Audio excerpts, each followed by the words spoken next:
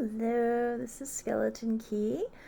And for starters, I just point out, yeah, I'm not in any of my usual spaces, and that's because Colorado is on fire right now, and so I'm trying to stick to rooms in the house that have the best air quality. Right now, I think this room has the best air quality, so we'll we'll see how this goes. I really wanted to get my uh, my July reading wrap up out there. First, I will start off with the books that I read for the Detectathon that Molly at Mind of Molly, um, she ran this Detectathon and it went really well. I was really pleased with this. Um, and there were two tracks. One was a scavenger hunt, and I read, I think, 3 books in it of the 6 prompts. And I do plan to finish that one out. And then I read 2 of the other track. There were 6 prompts on the other list, and I did sort of a mix and match. Ended up reading 5 books, I think. 3, 2, 5, 9. Math. Yeah, I'll do that later. But first of all was Ivy Aberdeen's Letter to the World. That was the group read for the scavenger hunt, and that was a really good book. It's one I never would have picked up. I'd never even heard of it until it was on this list, and I borrowed it from the library, which is why I don't have a physical copy to show you because it had to go back to the library. It's a really well done story. And I know I've talked about the Ivy Aberdeen book before in other videos, but one thing I want to add that I don't think I've mentioned before is that I really appreciated how visual art, as both Ivy and her mother are very, very talented artists. It's how the visual art was really brought to life through text, and I think that takes a really special talent right there without illustrations, actual illustrations, to get that across what a piece of visual art looks like. So I really really appreciated that. So yeah, definitely a recommended read. And then from there, the next step in the scavenger hunt was go to the acknowledgments, and the first name you see, find a book by an author with that same first or last name. And okay, so I kind of messed up. I didn't want to wait till I finished reading Ivy Aberdeen, so to go look this up. So because the acknowledgments were in the back of the book. So I flipped to the very back of the book and then paged back until I found the acknowledgments. And so I first saw the second page of the acknowledgments. And so I went with Catherine. And the only Catherine I could find on my bookshelves was Guardians of Ga'Hoole, The Capture by Catherine Lasky. And I got this off of a swap shelf in a coffee shop. And I think all I've really said about it was that I thought it was really bad. I should say more. Especially since my understanding is that kids love these books. And I guess I can understand why. And I mean, I thought I was going to love it because it's anthropomorphic owls. And I love owls. And I think Catherine Lasky, I think she loves owls too. I mean, that's what she says in her afterword or her bio. She talks about how much she loves owls. And it really comes through because she includes all sorts of factual details. And being an owl lover, and also I'm a big supporter of the Rocky Mountain Raptor program. The owl was my high school mascot, so that's part of why I love owls. But I do, over the years, I have picked up a lot of factual knowledge of owls. And so I really appreciated her inclusion of that sort of thing in this book. But at the same time, it was anthropomorphized, and it was just done in a really strange way. It was like, it just felt really out there. And I'm not one of these people who's like, I hate talking animals in books. And because especially in a kid's book, I'm very forgiving of that sort of thing. But the way it was done, it was this weird mixture of fantasy, anthropomorphization. Is that right? Is that the right word? Anyway, it's this weird anthropomorphization of the owls combined with all this super factual stuff, and then this weird fantasy shit that just comes out of left field. It was a weird uncanny valley. That's the best way I can think of to describe it. And it just really squeaked me out. And this is going to be one of my book crossing anniversary releases, so I'll probably put it in a little free library so that some kid's parent will come along and find it, and they'll probably love it. So I should just get over it. From there, I had to find a book with the same amount of letters in the title. And so that, the capture, I'm not using subtitles for this treasure hunt, scavenger hunt, but that title, The Capture, is 10 letters. And so I went with another title, and I got this one through Hoopla. It's called Save the Cat, and the subtitle is The Last Book on Screenwriting You'll Ever Need. That's for Save the Cat, 10 letters, so that worked nicely. So I listened to that on audiobook. So, hey, it is almost the end of August, and guess who is still working on her July wrap-up? Yeah. Anyway, I think I was talking about Save the Cat. It was good. I didn't really learn a whole lot from it. I mean, as far as new stuff, it was nice to have stuff reinforced that most of it I had learned from workshops I've done with Trey Cartwright, a few other people, but mostly Trey. It's just general story structure advice, but with some very concrete examples. The author has written quite a number of successful screenplays. I mean, who knows what's going to happen with the film industry, but I'm trying to kind of tweak a few things so that they've got a better chance in the market as it evolves. We'll see. So that was as far as I got on that track of the Detectathon. So going back to the other track was Dust Tracks on a Road. The prompt was a new to you author. And so that is Zora Neale Hurston, and it's a memoir. So I picked it because she was an anthropologist.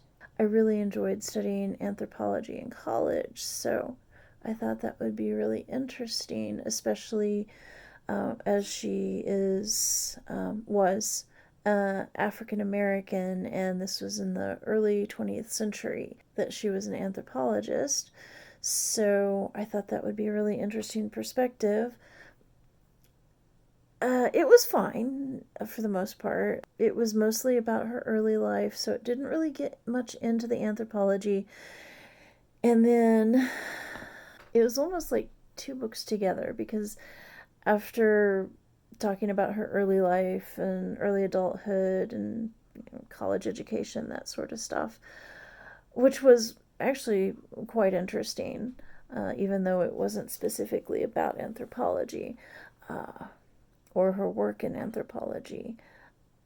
But then it just went off onto these, it was like a little essay collection. And a lot of it was on religion, and she had some interesting views on race relations. So I'm kind of processing that and what I think about that. And as I'm listening to Stamped from the Beginning by Ibram X. Kendi, and so he has some things to say about Zora Neale Hurston and what she had to say about race relations in 20th century America. So yeah, there's a lot to sift through there. Next on that track of the Detectathon, I went with When She Woke by Hilary Jordan. And that was sort of Handmaid's Tale meets The Scarlet Letter. Uh, Dystopian America, mostly Texas, I think, and other parts of the South, but I think mostly Texas. And the Scarlet Letter A. Well, the letter A is for abortion instead of adulteress or adultery. It's been so long since I've read the Scarlet Letter. I mean, that was a long time ago. And then instead of a scarlet letter, um, she is chromed, which it's a treatment that turns your skin, and they use it for various criminals. That it's color coded. They release you into the regular population, but you are color coded as to your crime, and of course it's considered murder, so she is chromed red for murderer. And then of course she goes to this halfway house because her family won't support her. um, and yeah, it's a whole big thing, and it was really good. I'm still not sure what I think of the ending, but overall it was really good. And that was my book containing a secret, or let's see, a book containing secrets was the prompt. And there were lots of secrets in that. Uh, that's as far as I got on the Detectathon challenge. And so now let's go to my other reads for July. So there's Mortal Engines, which I read for the Book Was Better book club. Um, I ended up not watching the movie for Mortal Engines. Philip Reeve. The story itself was fine. It was middle grade, so, or maybe young adult, younger end of young adult. And the story was fine. I actually enjoyed the story, but the premise, which was that after some apocalyptic event, then the major cities of the world, or I guess at some point even smaller cities, um, went mobile. And, were on like tractor treads or tank treads, and went around trying to find smaller cities to gobble up for resources. And it I was not buying this premise, so I didn't watch the movie, because if it'd been on Netflix or something that I already had access to, but I would have had to like buy it for like $15 or something on Amazon, and I was like, no, I'm not. Uh, anyway, Mortal Engines. It was. I might give it 2 stars because the story was fine, but it's just the setting was just no. So for the Sisters in Crime book club, I read The Fire Thief by Deborah Booker. I think I'm saying that right. My apologies, Deborah, if I'm mispronouncing your name. But it's a mystery set in Hawaii. surfer is found dead and on the beach. And at first, it looks like an accident, but it's pretty quickly clear that it's probably foul play. And because of one of the clues, the police chief, I think it's the police chief, calls in an investigator. She's a detective, but she is also community's spiritual leader. And so it brings in a lot of the native Hawaiian traditions, and mythology and ritual, and but also it covers some very, very modern aspects. So there's several takes on the word fire, and how someone can be a fire thief. I thought it was really interesting. It is not an Own Voices book, but as far as I can tell, Deborah really did due diligence on getting input and feedback from spiritual leaders in that area, and it felt very respectful. I can't speak to its accuracy, but it felt like something that Deborah crafted with a lot of care. So even though it is not Own Voices, I thought it was a really good mystery and a really good read, and seemed to be very, very careful and respectful of the native traditions there. Okay, this is getting kind of ridiculous as far as how late I am with my July reading wrap up. It's September now. So yeah. But I'm just gonna zip through these last four, because I've probably talked enough about them already other places. So I might say a little bit here and there. But the first, and these were all Reading Rush, readathon reads. And so the first was The Flight Girls by Noelle Salazar. Listen to that on audio.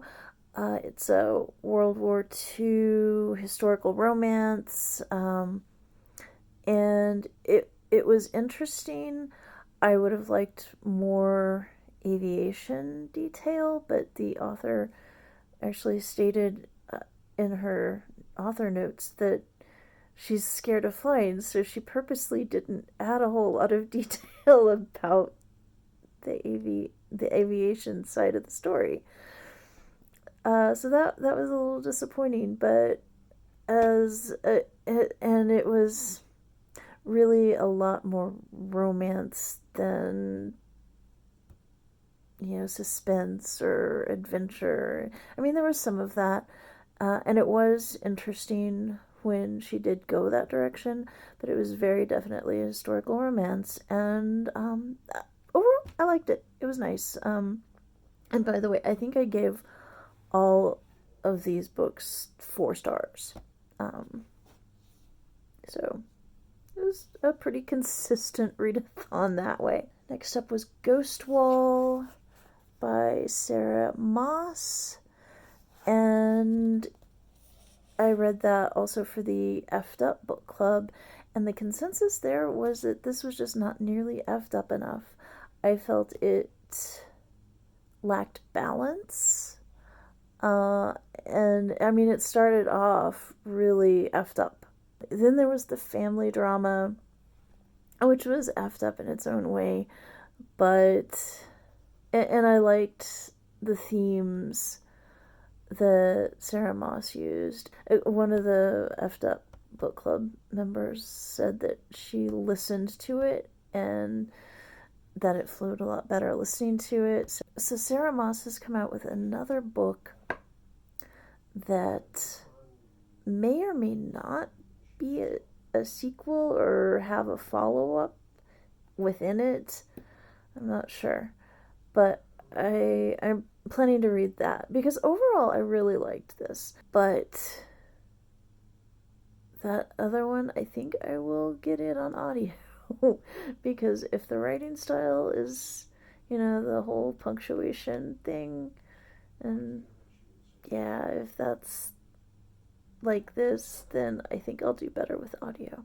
And then I listened to Get a Life, Chloe Brown by Talia Hibbert, and that was on Hoopla. Yeah, I got that on Hoopla, and that was a lot of fun. There were some pacing issues, and it's the kind of pacing issues that are pretty much required in a contemporary romance, or maybe even all romance stories. And that's probably the main reason I wouldn't give it 5 stars, because it was a lot of fun. But there's just something about the pacing and that whole, there has to be a breakup, and somebody recently, now I can't remember who, there was another booktuber who did a whole thing on how this formula in romance is kind of messed up, and why doesn't somebody break the mold on that, and because they're not allowed to. But I wish I could remember who it was. If you know, if you can point me at that video again, I would really appreciate it. So please comment if you've got a link to, if you know what I'm talking about, and you can post a link to that video. God, I wish I could remember who that was. Anyway, I said I was going to zip through these really quickly, didn't I? Yeah, that's not happening. Sorry. So then my outdoor read was just this really short thing called On Cats. And it's like poetry and little short bits about cats. Bukowski, I think, wrote that. And it was okay. It was fine. The parts of it I liked, I really, really liked. And then there were parts of it that I was just like, I'm not sure what you're going for here. But it makes me kind of want to read more of his stuff. So, and then I finished out the month with Lagom, the Swedish art of balanced living. And let's see, what did it promise here? Lagom, not too little, not too much, just right. And here's what it promises. By living at Lagom, you can cherish the relationships with those you love, improve your work-life balance, free your home from clutter, become a more conscious consumer, savor good food the Swedish way, enjoy healthy exercise in nature, live a happier and more balanced life. This was a neat little book. A lot of it you can't do during pandemic times.